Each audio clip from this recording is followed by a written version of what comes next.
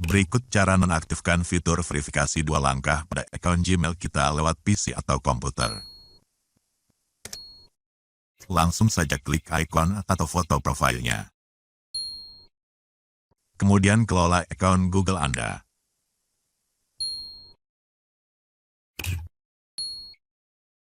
Pilih bagian keamanan. Lalu klik verifikasi 2 langkah.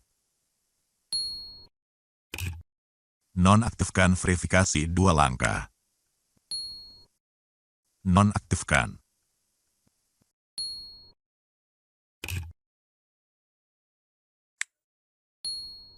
Nah, berhasil.